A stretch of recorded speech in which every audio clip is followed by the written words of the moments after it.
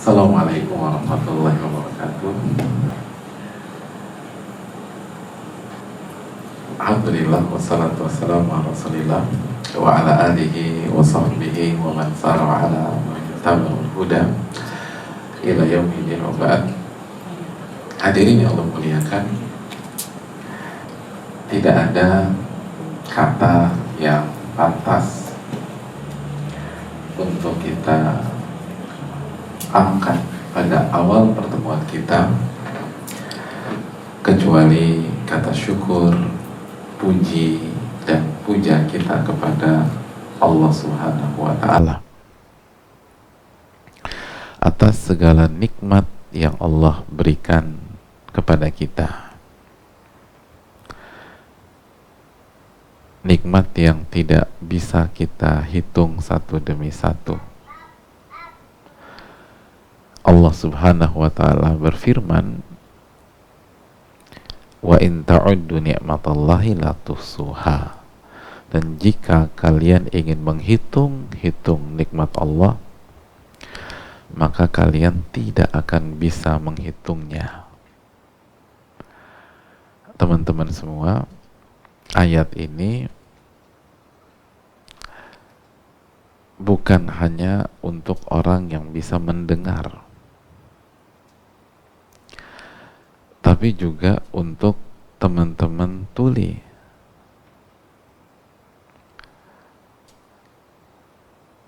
Untuk kita semua.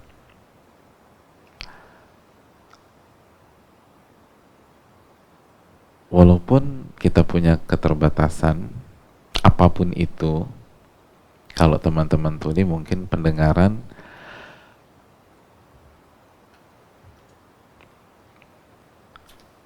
namun di sisi lain, jika kita ingin menghitung nikmat-nikmat Allah, maka kita tidak akan bisa mampu menghitungnya. Karena surat Ibrahim ayat 34 ini berlaku untuk setiap orang dalam kondisi apapun. Dalam kondisi apapun.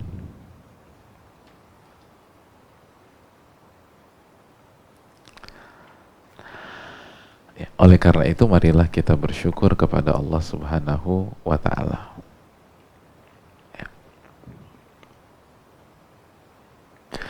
Teman-teman sekalian, pada hari ini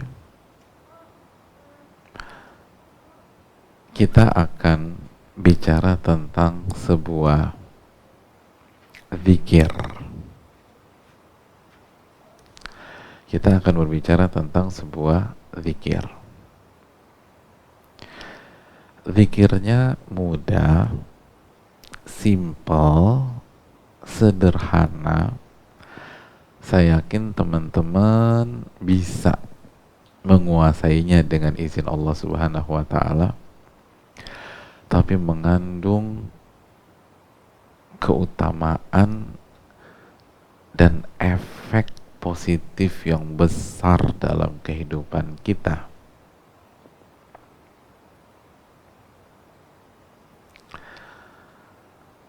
Zikir ini berawal dari sebuah hadis. Nabi kita Rasulullah sallallahu alaihi wasallam itu pernah bersabda, kullu amrin dzi balin lam yubda bismillah fahuwa abtar. Setiap hal atau aktivitas yang positif dan tidak dimulai dengan bismillah, maka akan terputus dari keberkahan. Dan arti keberkahan itu adalah kebaikan-kebaikan yang banyak sekali. Jadi saya ulang lagi, setiap aktivitas yang positif dan tidak dimulai dengan bismillah, maka terputus dari keberkahan atau kebaikan. Oke. Nah, teman-teman sekalian, setiap aktivitas positif awali dengan bismillah. Ini dikatakan mayoritas ulama kita. Contoh, mau ngajar di kelas, baca bismillah. Bismillah gimana sih bismillah nih?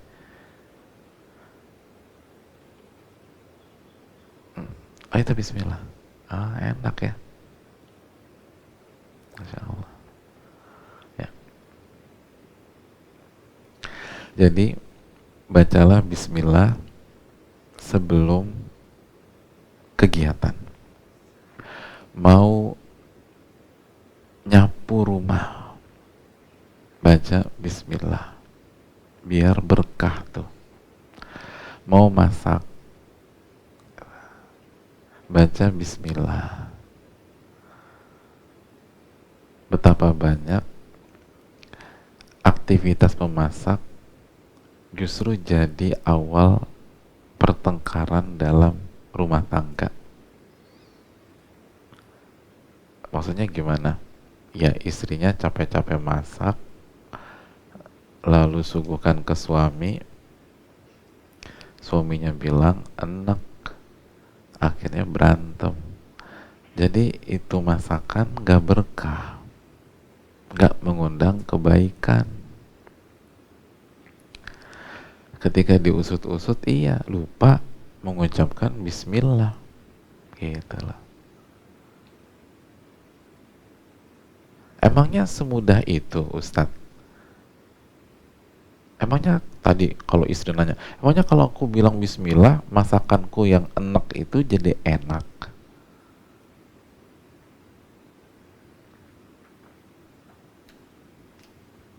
Jawabannya enggak juga. Tapi, ada tapinya nih. Ketika kita masak, misalnya kita awali dengan bismillah. Apa sih arti bismillah? Bismillah itu artinya dengan menyebut nama Allah. Itu secara global. Jadi yang kita ingat pada saat kita masak itu adalah Allah Subhanahu wa ta'ala.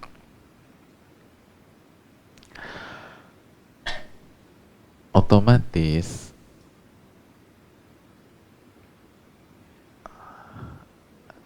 yang memenuhi hati kita adalah mengingat Allah.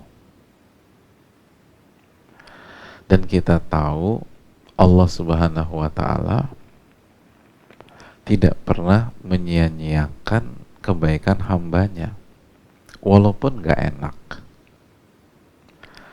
walaupun tidak enak, tetap dapat pahala, tetap dapat keberkahan, asal niat kita karena Allah pada saat kita memasak untuk keluarga. Yang buat kita tersinggung, sedih di saat makanan kita nggak dimakan sama orang rumah itu apa sih?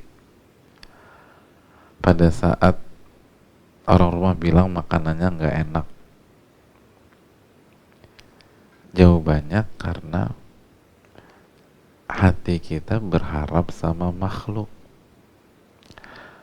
Hati kita ingin dipuji sama manusia, berharap mendapatkan respon dari manusia. Nah, disitulah tidak berkah, maka jadi awal dari keributan rumah tangga. Tapi kalau dari awal kita berharap mencari ridho Allah Subhanahu wa ta'ala, sebelum masak kita ucapkan bismillah dengan menyebut nama Allah nih, saya mau masak, mengharapkan ridho dari Allah,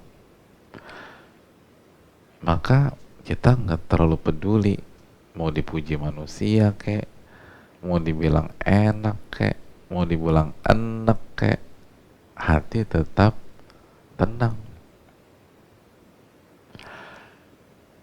Sehingga tanpa sadar masakan itu berkah gitu.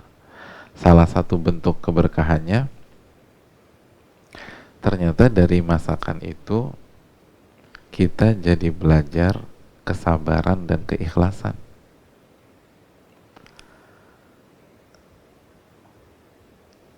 Jadi cuman modal telur dadar bisa dapat kesabaran dan keikhlasan. Oh, itu berkah.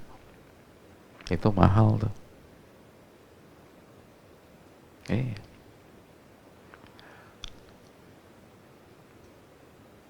Kita keluar rumah baca bismillah, maka insya Allah berkah.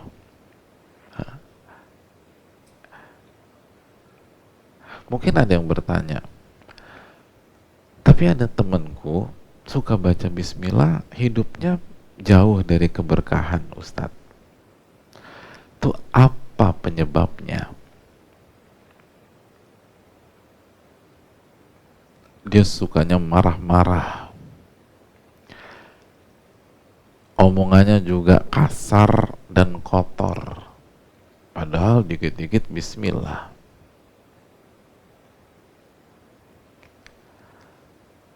Suka menyakiti perasaan kita, padahal jago kalau baca bismillah. Nah, penyebabnya teman-teman sekalian, karena baca bismillahnya hanya dengan lisan, hanya dengan mulut. Agar bismillah bisa efektif membuat Allah memberikan keberkahan kepada kita, maka kita harus membacanya dengan melibatkan hati. Nah, itu melibatkan hati. Karena kalau cuman lisan, hatinya tidak fokus, tidak efektif. Nabi kita Shallallahu Alaihi Wasallam bersabda, wa'lamu annallaha la yaqbalu du'aan min qalbin ghafilin lahin. Ketahuilah, Allah itu tidak menerima doa yang diucapkan dari hati yang lalai, hati yang tidak fokus.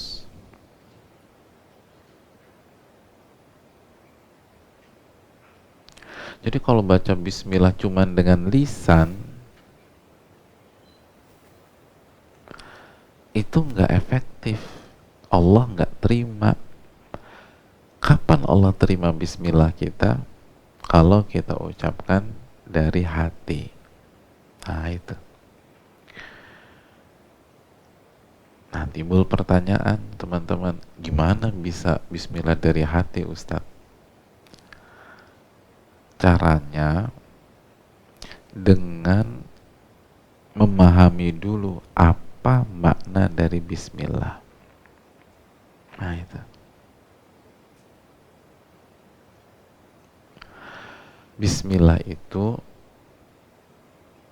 dimulai dari huruf ba di kasroh. Kasroh itu garis bawah. Kan bismillah, bi, ba, kasroh. Artinya apa? Artinya meminta pertolongan dan keberkahan. Nah, itu. Meminta pertolongan keberkahan. Jadi saat kita mau ngajar, masuk kelas, bismillah sebelum ngajar nih. Artinya kita meminta, artinya begini, ya Allah, aku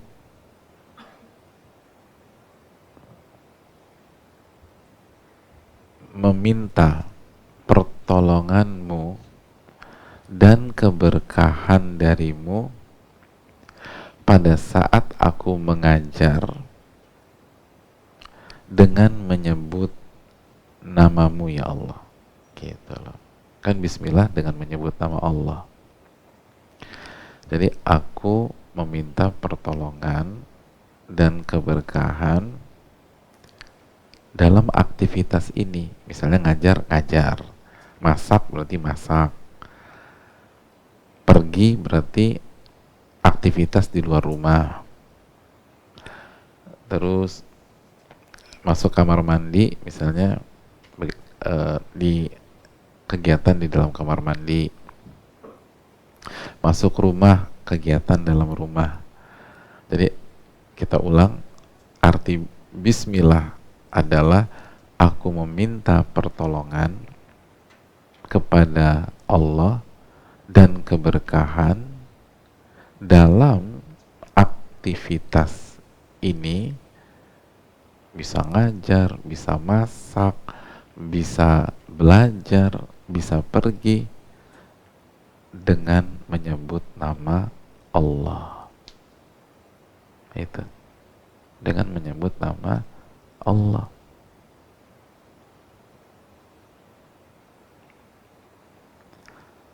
Ngerti ya? Jadi contoh, mau makan kita baca bismillah, berarti artinya ya Allah, aku meminta pertolongan dan keberkahan pada saat aku makan ini dengan menyebut namamu ya Allah, gitu. Kita mau pergi nih tadi dari rumah, kita bilang bismillah. Kalau keluar rumah kan banyak bismillahi tawakkaltu 'alallahi la haula wala quwata illa billah gitu ya.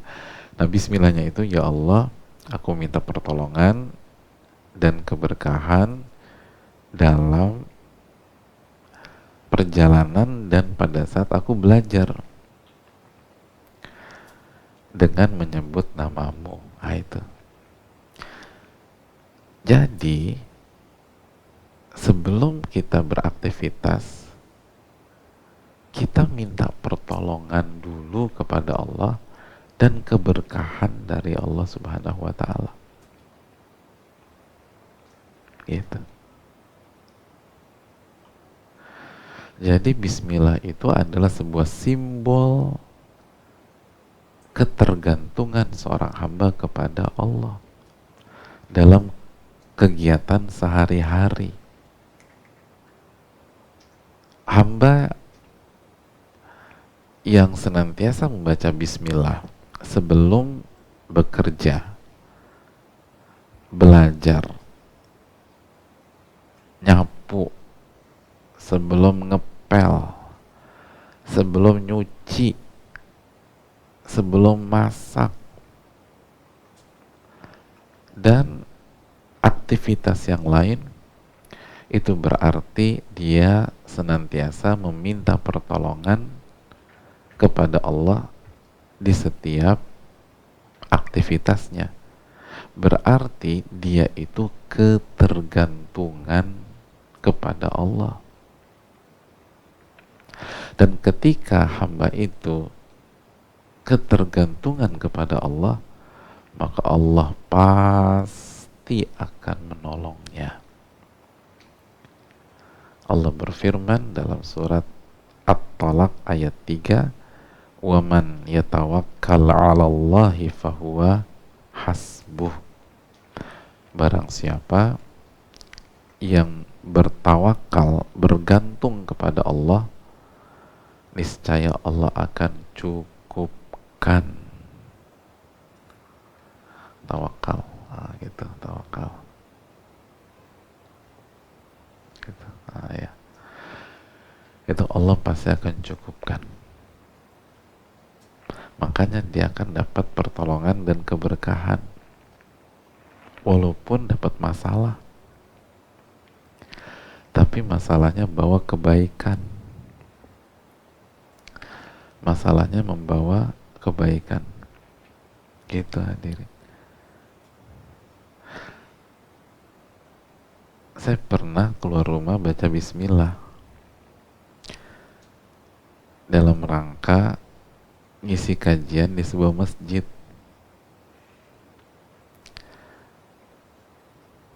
Saya bawa buku. Pas pulang bukunya ketinggalan di masjid tersebut.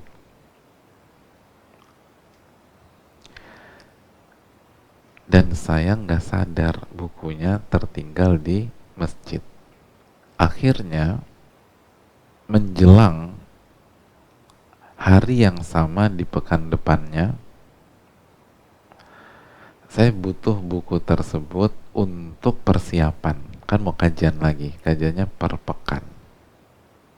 Jadi saya butuh buku itu untuk melakukan persiapan. Saya cari, nggak ketemu. Tanya istri juga, istri nggak tahu. Bongkar rak buku, nggak dapat.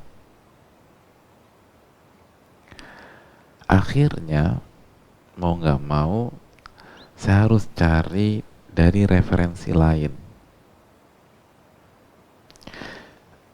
tentang pembahasan tersebut. Saya harus buka buku lain, terus cek di artikel, lalu cari buku dalam bentuk PDF. Apa yang terjadi? Saya dapat ilmu yang baru dan banyak dapatnya. Buka artikel, ini ada ilmu baru nih, tulis. Buka buku yang lain, ini juga bagus nih, dapat, alhamdulillah.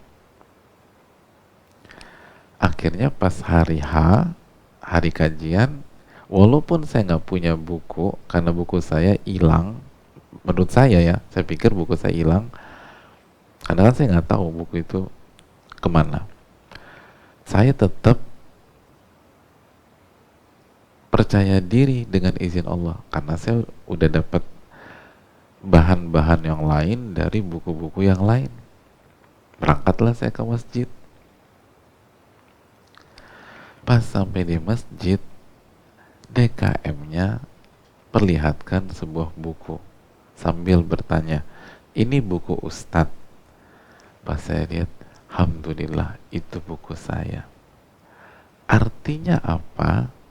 Artinya bukunya balik, ilmu atau maklumat yang lain saya dapatkan. Jadi saya dapat double, bukunya nggak hilang, terus saya dapat ilmu baru dari referensi dan buku-buku yang berbeda. Jadi ketinggalannya buku itu berkah. Karena kalau tuh buku nggak ketinggalan, saya nggak akan buka buku-buku yang lain.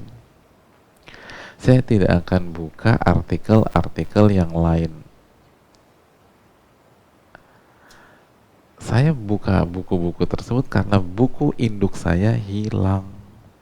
Menurut pikiran saya. Jadi, sesuatu yang tidak mengenakan, yaitu buku tertinggal, ternyata mengundang berbagai macam kebaikan. Nah itu tuh, Allah tuh hebatnya. Allah tuh maha bijaksana dalam memutuskan dan mentakdirkan. Jadi kita minta keberkahan dan pertolongan kepada Allah. Karena kalau kita minta pertolongan dan keberkahan kepada Allah, walaupun yang kita hadapi berikutnya tidak mengenakan, pasti ada kebaikan dan keberkahan, pasti. Itu pasti. Dan hati jadi tenang karena yang kita ingat adalah Allah. Iya kan? Coba datang ke majelis taklim atau ke tempat pertemuan yang isinya orang yang bisa dengar. Kalau hati kita ke manusia, ke makhluk, kita akan sedih. Gitu. Kita akan sedih. Coba saya bisa mendengar seperti dia mendengar. Jadi saya bisa ngerti, udah tidak ada orang yang menerjemahkan dengan bahasa isyarat ke saya mau ngerti apa di sini. Sedih kita.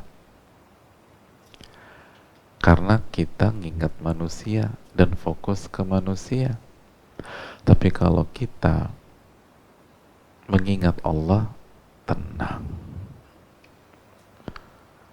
Kita akan berpikir, oke, saya tidak bisa mendengar. Tapi bukankah itu banyak hikmahnya? Sehingga saya tidak ditanya oleh Allah pada hari kiamat. Coba kalau saya bisa mendengar, telinga kita akan dihisap oleh Allah. Gitu. Jadi kita tenang. Iya. Enak kita nih. Dan saya ingatkan juga, masih ingat bagaimana Allah menolong kita? Kalau kita simpulkan dengan 4 kata, apa kunci pertolongan Allah?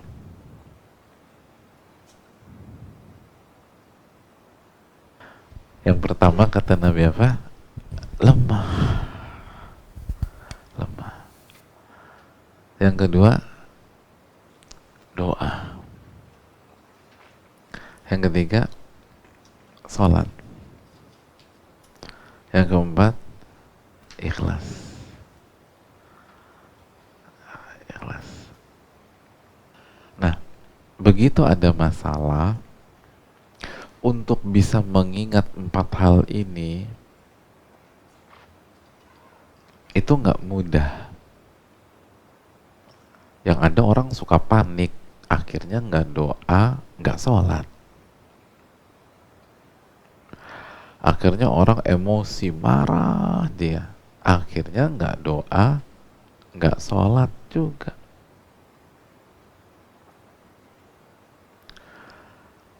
Dia marah, dia bilang, tapi aku masih sakit hati. Nah, berarti kan nggak ikhlas. Ya kan? Nah, gimana caranya? Caranya adalah hati ini harus selalu mengingat Allah Subhanahu wa ta'ala. Begitu hati ini mengingat manusia, mengingat makhluk, yang ada adalah sakit hati. Yang ada adalah kecewa. Yang ada adalah sedih. Sedih. Obatnya adalah mengingat Allah. Dan kunci mengingat Allah, bismillah sebelum mengerjakan segala sesuatu yang baik. Gitu. Karena dengan kita bismillah, ingat Allah. Oh iya, Allah. Ingat Allah itu jadi tenang. Ala bidzikrillahi tatmainnul qulub. Ketahuilah dengan mengingat Allah, hati itu jadi tenang. Hati jadi tenang. Dan kalau hati jadi tenang, hidup kita nyaman.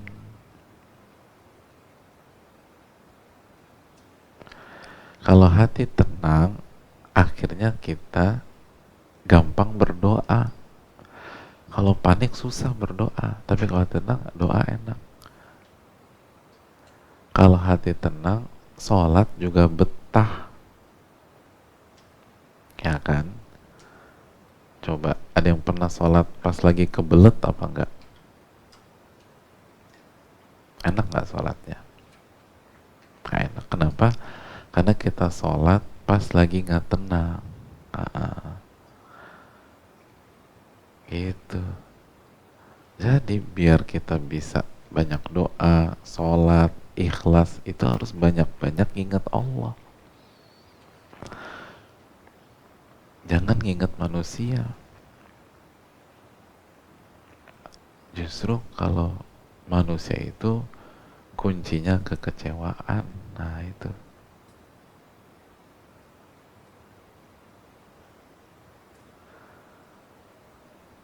Ada yang ngomongin kita karena keterbatasan pendengaran kita, sebel. Karena kita ngingetnya tuh orang. Ada yang gak mau bergaul sama kita karena kita gak bisa dengar, galau. Karena kita ingat mukanya, nah sebel tuh. Coba, ya nggak? Kemarin orang itu bilang bahasa kita bahasa Tarsan.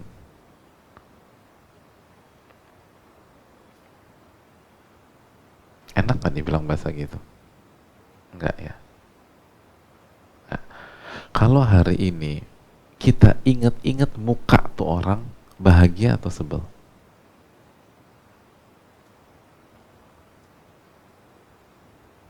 Kesal, sebel. Oh, betul. Nah pertanyaannya, siapa yang suruh nginget-inget dia? Anda kan disuruh nginget Allah, bukan nginget manusia. Itu.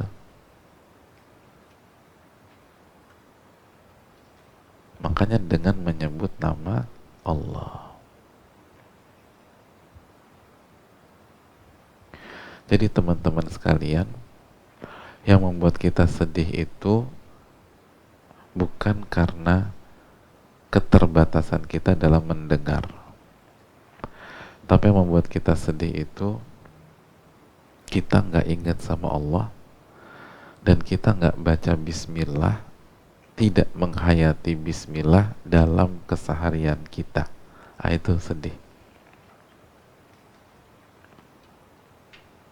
Begitu kita tidak baca Bismillah, akhirnya hari ini nggak berkah.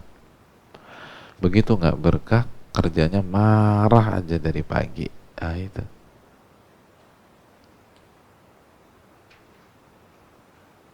Allah itu maha baik. Dan tidaklah Allah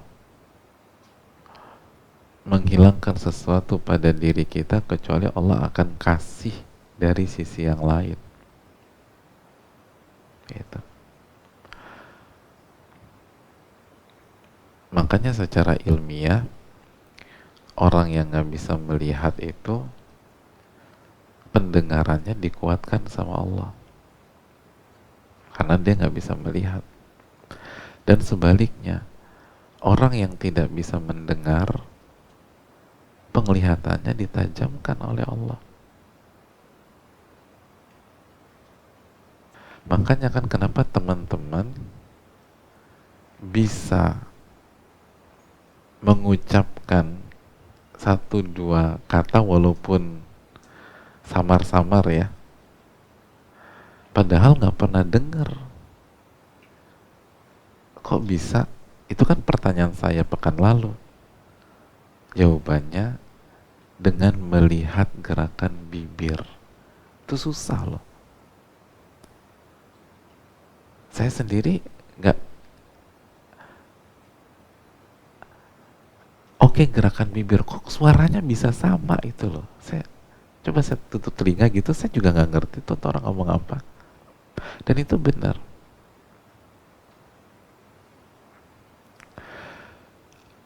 teman-teman, saya punya salah satu teman baik itu lama berada di bidang perburungan, di dunia perburungan, dan beliau sampaikan pakar terbaik di sebuah daerah di Indonesia tentang suara burung, suara jenis burung. Jadi dia orang nomor satu dalam menilai suara salah satu jenis burung. Ini nomor satu, the bestnya. Kalau kontes-kontes burung, dia nih yang jadi jurinya. Dan yang menariknya, dia tuli. Dia tuli. Padahal dia tuh nilai suara burung. Tuli. Kok bisa? Ketika ditanya, jawabannya persis jawaban teman-teman pekan lalu. Dia lihat suara paruh burung. Bisa begitu ya? Jadi kemampuan dia melihat gerakan paruh burung.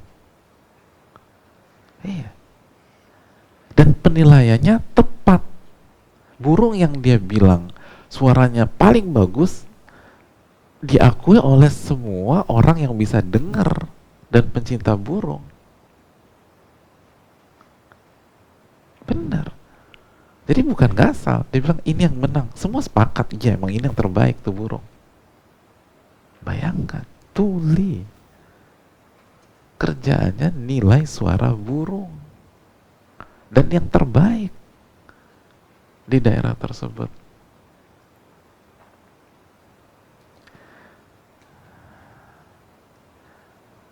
Jadi Allah tuh maha baik. Cuman kita ini seringkali belum tahu ilmunya. Belum mendapatkan potensi kita. Atau seringkali kita kurang belajar. Akhirnya kurang bersyukur. Gitu.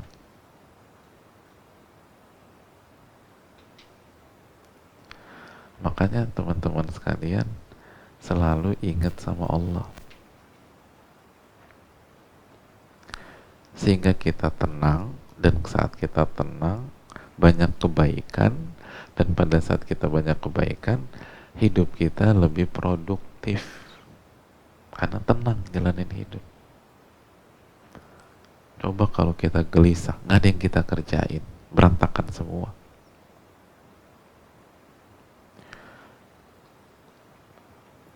Ada yang depresi, minder, gitu lah. Saya kenal ada orang tua usianya udah 70-an tahun, tapi semangat banget baca Al-Quranul Karim, semangat belajar baca. Dan beliau kesulitan dan cenderung nggak bisa-bisa, ya 70-an tahun punya kendala di sana sini. Tapi percaya dirinya, Masya Allah.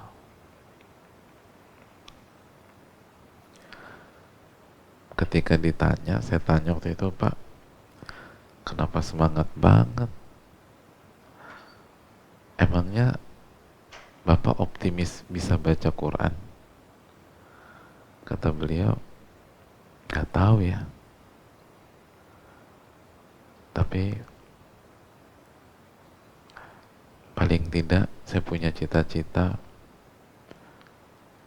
meninggal dalam kondisi belajar baca Al-Quranul Karim.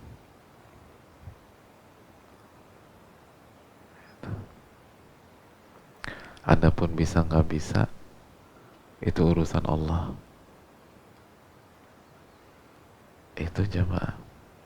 Jangan pernah putus asa. Jangan pernah kecapean. Tugas kita itu memanfaatkan apa yang Allah berikan kepada kita. Kalau Allah berikan cuma 40%, ya udah 40% aja. Nggak ada yang suruh kita 80%. Kalau Allah kasih kita 20%, ya 20% itu aja dia yang dimanfaatin. Nggak ada yang nuntut kita 50%. Tapi yang jadi masalah adalah potensi kita 80%, kita cuma manfaatkan 20% aja. Itu yang akan bermasalah pada hari kiamat kelak. Itu jamaah. Jadi kesimpulannya, awali setiap aktivitas dengan Bismillah, dengan hati, bukan hanya dengan lisan. Artinya pada saat kita mau melakukan sesuatu, mintalah pertolongan kepada Allah dan mintalah keberkahan kepada Allah, dan selalu ingat Allah yang begitu baik sama kita.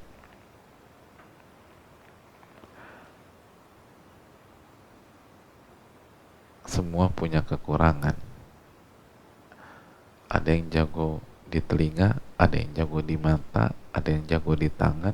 Sebaliknya, ada yang kekurangannya di telinga, ada yang kekurangannya di mata, ada yang kekurangannya di ginjal, makanya harus cuci darah terus. Itu sebuah kehidupan yang dialami oleh banyak orang. Tapi bagaimana kita memanfaatkan apa yang Allah berikan kepada kita? Ini yang bisa disampaikan.